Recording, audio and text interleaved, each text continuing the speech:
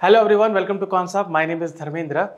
आज की सीख ये है कि निफ्टी में किस तरीके से मैं बहुत ही कम कैपिटल में एक स्कैल्पिंग ट्रेड कर सकता हूं, जिसमें मैं डेटा पॉइंट ऑफ व्यू से भी देखूंगा और टेक्निकल एस्पेक्ट से भी देखूंगा कि किस तरीके से निफ्टी में मुझे स्कैल्पिंग स्ट्रैटेजी मिलती है, मतलब मुझे स्कैल्पिंग सेटअप मिलता है।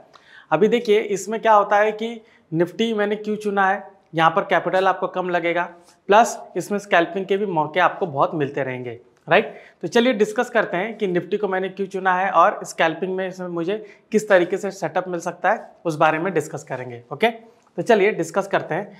अभी यहाँ पर मैंने बात की निफ्टी स्कैल्पिंग के बारे में, ठीक है। तो यहाँ मैं टॉपिक का नाम दे देता हूँ Nifty scalping. Alright, Nifty scalping.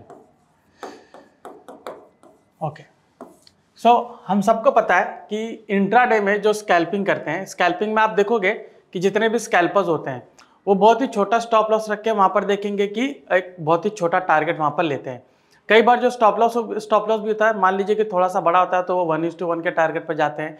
लेकिन स्कैल्पिंग में यही है कि आपको थोड़े मल्टीपल ट्रेड्स मिलते हैं, मतलब आपको 2 से 3 मिल सकते हैं, कभी कभी 4 भी मिल सकते हैं, जिसमें आप एक अच्छा खासा प्रॉफिट बना सकते हो। अगर आप एक छोटा कैपिटल भी लेते हो तो भी उसमें अच्छा प्रॉफिट बन जाता है। अभी यहाँ पर आप देखोगे जब भी मैं स्कैल्पिंग की बात करूँ तो यहाँ पर निफ्टी में अगर मैं स्कैल्पिंग करता हूँ तो निफ्टी इंडेक्स में आप देखोगे इजीली वहाँ पे 30 to 40 पॉइंट्स वहाँ पर मुझे मिल जाता है। Okay, 30 to 40 points. तो अगर 30 to 40 पॉइंट्स में मैं अगर एटीएम का स्ट्राइक यहाँ पर चुनता हूँ, ठीक है, एटीएम का स्ट्राइक अगर आप देखोगे वो आपको 150 to 200 का उसका प्राइस रहेगा, 150 to 200।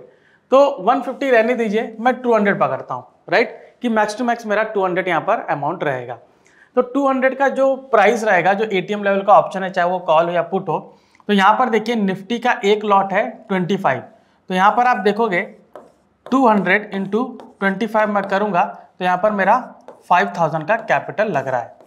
तो एटीएम का स्ट्राइक अगर मैं बाय कर रहा हूँ तो मुझे 5000 का कैपिटल लग रहा है।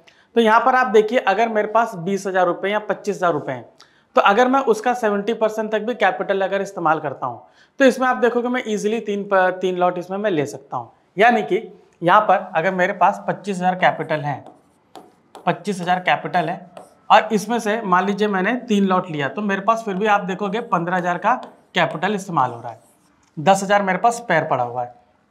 ओके, अभी 25,000, तो इसका मतलब ये नहीं कि मैं पूरा का पूरा 25,000 ले लूंगा। मैं अपने हर एक वीडियो में बोलता हूँ कि फुल कैपिटल यूटिलाइजेशन नहीं करना चाहिए, ठीक है। मैक्स टू मैक्स आप 70-75% तक जाइए। तो यहाँ पर आप देखिए मैंने कैपिटल लिया है 25,000, जिसमें से मैंने 15,000 इसमें इन्वेस्ट किया है।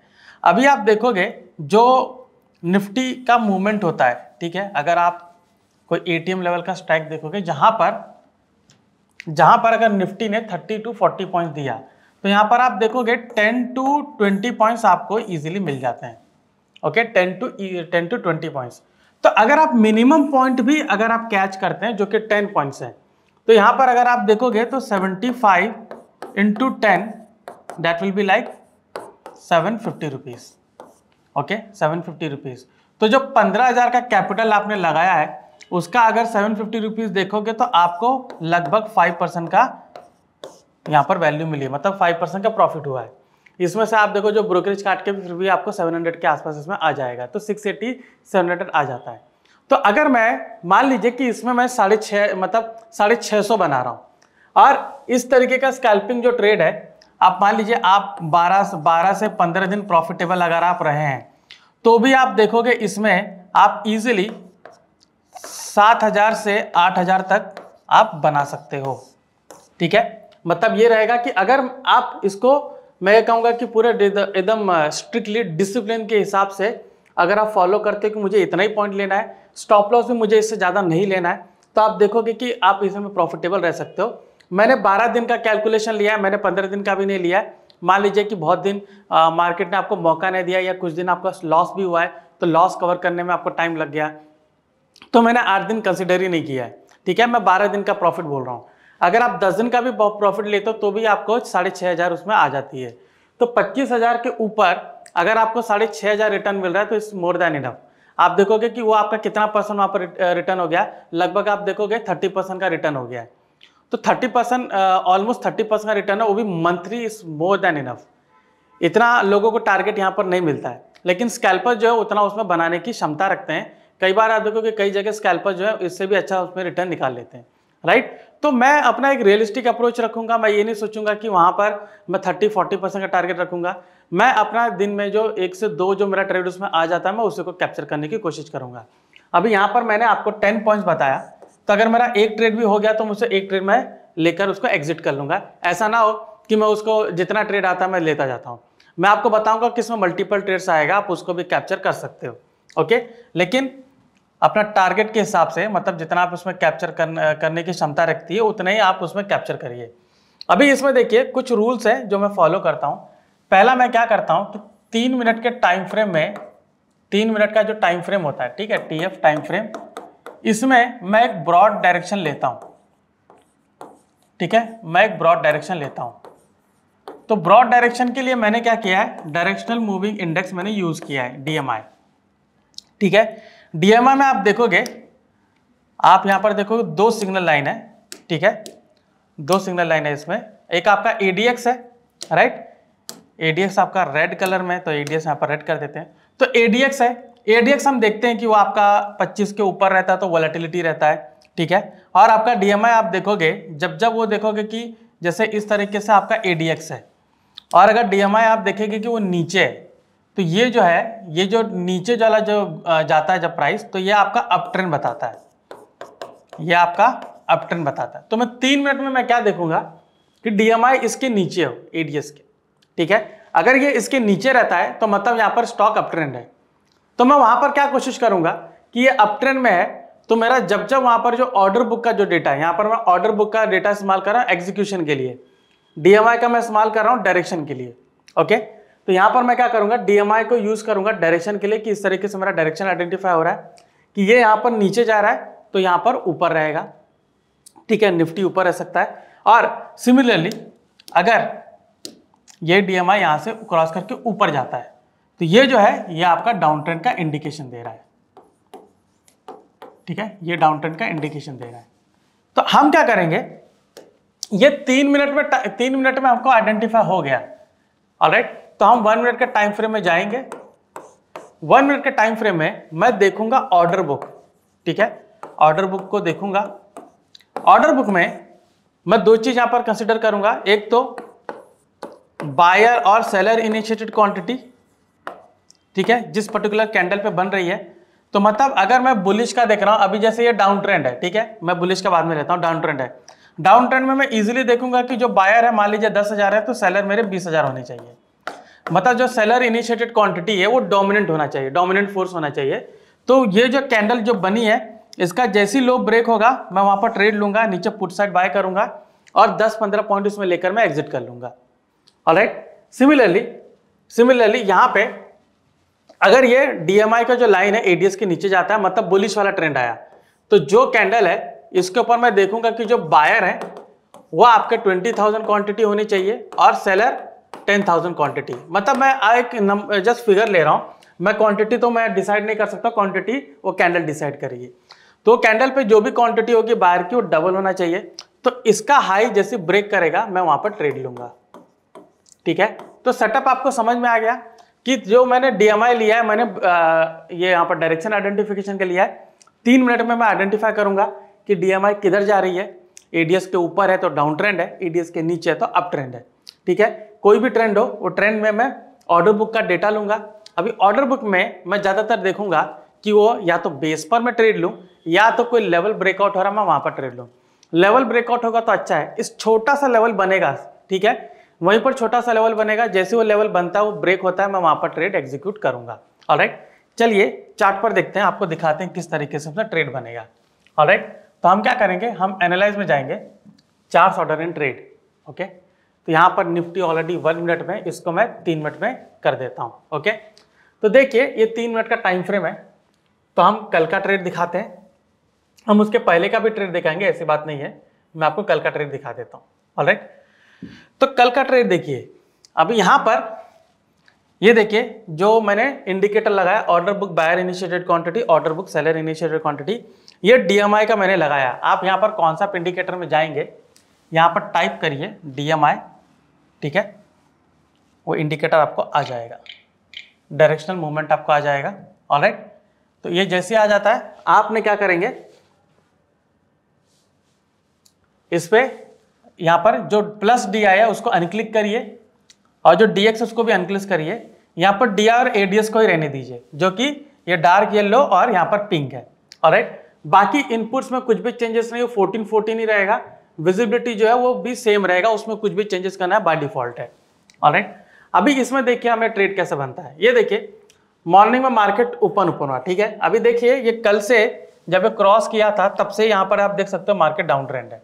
ओके, अभी यहाँ पर देखिए ये इसने लगभग 954 के आसपास इसने नीचे आप देख सकते हो तो डीएमआई लाइन नीचे क्रॉसओवर की है, मतलब कि मार्केट यहाँ से अप ट्रेंड जाएगा। हालांकि मार्केट बाद में अप ट्रेंड गया, ठीक है, थोड़ा सा यहाँ पर जाता है। तो हम क्या करेंगे, हम 1 मिनट में जाएंगे, 954 है। ऑलराइट, 1 मिनट में जाते हैं, यहाँ पर 1 मिनट का टाइम फ्रेम हम लगाते हैं, तो यहाँ पर जाते हैं 954 के आसपास। ओके, चलिए, तो ये 954 आ गया। ये देखिए ये है 954 का कैंडल। ओके, 953, 954। अभी यहाँ पर देखिए ये कैंडल यहाँ पर जहाँ बनी है, यहाँ से देखिए रेजिस्ट करके प्राइस नीचे आया। तो हम क्या करेंगे, यहाँ पर देखेंगे कि किस बेस लेवल पर प्राइस रिजेक्शन मिल रहा है। ओके, पहला कंडीशन, अगर प्राइस नीचे नीचे जाता है तो अगर आपको नीचे से पकड़ना है तो यहाँ पर देखिए किस बेस पर रिजेक्शन मिल रहा है, वहां पर बुलिश कैंडल को कैच करिए। अभी जैसे ये बुलिश कैंडल है, यहाँ पे देखिए बायर मेरे ज्यादा नहीं है, ठीक है, सेलर ज्यादा डोमिनेंट है, इसलिए प्राइस ज्यादा ऊपर गया नहीं। यहाँ पर देखिए यहाँ पर 2200 का मेरे बायर्स हैं। ऑलराइट, मुझे कुछ खास यहाँ पर बायर मिल नहीं रहे। अभी यहाँ पर देखिए ये वाला कैंडल है, 4000 बायर है, यहाँ पर भी बिल्कुल नहीं है, ठीक है। मुझे बायर यहाँ पर मिले हैं जो कि 17000 बायर है, 4100 सेलर है। ऑलराइट, तो हम क्या करेंगे, इसका जो लेवल है यहाँ पर मार्क कर देते हैं और इसी कैंडल का हाई देखिए यहाँ पर ब्रेक किया है। जिस कैंडल ने ब्रेक किया है मैं उसी कैंडल पर ट्रेड लूंगा। ओके, ये देखिए इसका जो हाई यहाँ पर बना था, ऑलराइट, यहाँ पर देखिए ये हाई था। ओके, ये हाई यहाँ पर ब्रेक हुआ और ये कैंडल के क्लोज होते होते मैं यहाँ पर ट्रेड लूंगा। ऑलराइट, तो यहाँ पर देखिए जो कैंडल बनी थी 24708 के आसपास प्राइस है, हाई कितना गया था 2436। तो जैसे मैंने कहा कि यहाँ पर आपको 30 से 40 पॉइंट मिल जाएगा। ओके, तो यहाँ पर आप देखिए ये मूव किया था, यहाँ पर क्लोज होते होते मैं किया हूँ, ठीक है, 24705, आई एम सॉरी, तो 705 से 736 यहाँ पर गया, तो ऑलमोस्ट 30 पॉइंट है। इसमें आपको जो ऑप्शन है एटीएम का उसमें इजीली 10 पॉइंट मिल जाएगा। ऑलराइट, तो इसमें आप क्या करेंगे, 10 पॉइंट बुक करके आप एग्जिट कर लेंगे। अगेन अभी इसमें देखिए ये जो हाई इसने बनाया है, ठीक है, ये ट्रेंड पूरा कंटिन्यू कर रहा है।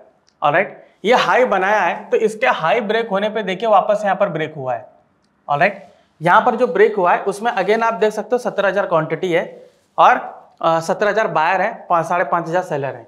ये ब्रेकआउट हुआ, आप अगर इस ब्रेक पे लेते हैं अगेन तो 24,740 है, हाई क्या है 24,770, ठीक है, पूरा हाई किया उसने। तो यहाँ पर भी आपको 30 पॉइंट मिल गया, 2 ट्रेड आपको मिल गया 10-10 पॉइंट, ट्रेड बंद कर दीजिए। ओके, ट्रेड बंद कर दीजिए। अभी इसमें डाउन ट्रेंड वाला हम देखते हैं। ओके, डाउन ट्रेंड वाला देखते हैं कि डाउन ट्रेंड वाले में हमें कहाँ अपॉर्चुनिटी मिली। यहाँ पर देखिए ये लगभग 12:30 के आसपास पूरा क्रॉसओवर नीचे की ओर हुआ है, ठीक है। आई मीन जो डीएमआई है वो ऊपर क्रॉस की है, एडीएक्स नीचे गया है। ऑलराइट, अभी एडीएक्स क्या 25 के नीचे 20 के नीचे चला गया है, तो इसलिए वोलेटिलिटी थोड़ी कम मिली है। इसके पहले देखिए एडीएक्स है ना 25 के ऊपर था तो वोलेटिलिटी अच्छी थी। तो यहाँ पर एक ये भी फैक्टर मुझे देखना है। अभी देखिए यहाँ पर ये इसने डाउन ट्रेंड शुरू किया, ऑलराइट, 12:30 बजे। तो हम देखते हैं 12:30 बजे के बाद कोई मौका हमें मिला है या नहीं।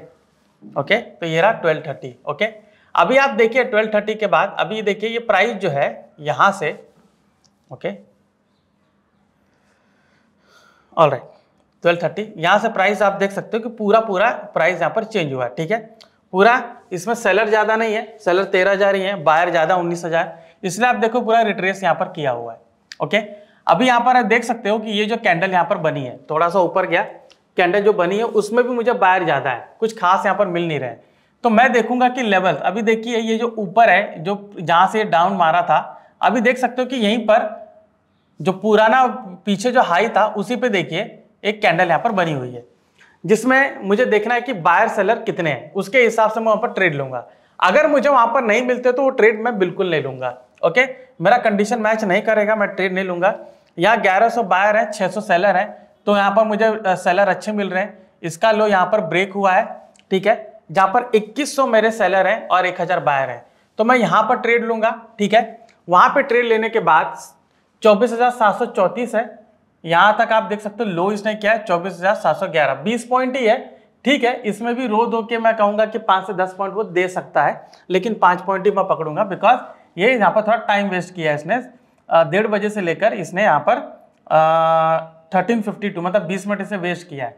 तो आगे जाके भले आपको यहाँ पर 10 पॉइंट मिल गया है, ओके, ये आप देख रहे हो यहाँ तक नीचे गया है, तो 34 से 1685 तक आया, तो 40 पॉइंट का मूव दिया है, 40-45 पॉइंट का मूव दिया, तो वहां पर आपको मिल चुका है, ओके। तो आपने देखा कि इस तरीके से आपको यहाँ पर 3 ट्रेड मैंने आपको बताया, ऑलराइट। तो आप क्या करेंगे, जब भी निफ्टी में इस तरीके का मूव आएगा, आप क्या करेंगे, जो डीएमआई है उसको देखिए, डीएमआई में ट्रेंड कैसा चेंज हो रहा है, जैसे मैंने बताया आप वैसे फॉलो कीजिए। 1 मिनट के टाइम फ्रेम पे आइए, ऑर्डर बुक का डेटा देखिए, वहीं पर जिस तरीके जो सेटअप मैंने बताया वो फॉलो कीजिए। अगर डीएमआई मान लीजिए डीएमआई नीचे जा रहा है, मतलब प्राइस ऊपर जाएगा, लेकिन आप बाद में देखेंगे प्राइस नीचे नीचे जा रहा है, वेट कीजिए, नीचे जाके किसी लेवल पर सैचुरेट मतलब सैचुरेशन लेवल रहेगा जहां पे सस्टेन करेगा, वहां पे देखिए कैंडल बुलिश कैंडल बनेगी, जिसमें ऑर्डर बुक के हिसाब से बायर ज्यादा होंगे सेलर कम होंगे, उसका हाई ब्रेक होगा तो ट्रेड लेंगे। सिमिलरली डीएमआई ऊपर जाता मतलब डाउन ट्रेंड होगा, तो आगे जाके देखिए अगर प्राइस ऊपर जा रहा है, वेट करिए, ऊपर जाके कहीं पर सैचुरेट करेगा, तो वहां पर जहां सस्टेन करेगा वहां पर आप देखिए कि जो रेड कलर की कैंडल होगी जिसमें सेलर ज्यादा होंगे, जिसकी लो ब्रेक करेगा, तो वहां पर आप ट्रेड लेंगे और विद इन 5-10 मिनट्स में आपको वहां पर आपका टारगेट भी मिल सकता है, ऑलराइट। तो हमने देखा कि किस तरीके से एक टाइम फ्रेम के हिसाब से, मतलब मैंने एक बिगर टाइम फ्रेम लिया, ज्यादा नहीं, 3 मिनट का लिया, उसमें ब्रॉड डायरेक्शन आइडेंटिफाई किया और 1 मिनट में जाके ऑर्डर बुक इंडिकेटर यूज करके किस तरीके से मैंने यहाँ पर ट्रेड एग्जीक्यूट किया निफ्टी में। तो ये था सेशन निफ्टी में कि किस तरीके से एक स्मॉल कैपिटल में यूज करके एक अच्छा खासा स्कैल्पिंग ट्रेड बन सकता है, ऑलराइट। सो ये था हमारा सेशन स्कैल्पिंग ट्रेड के बारे में। Thank you very much.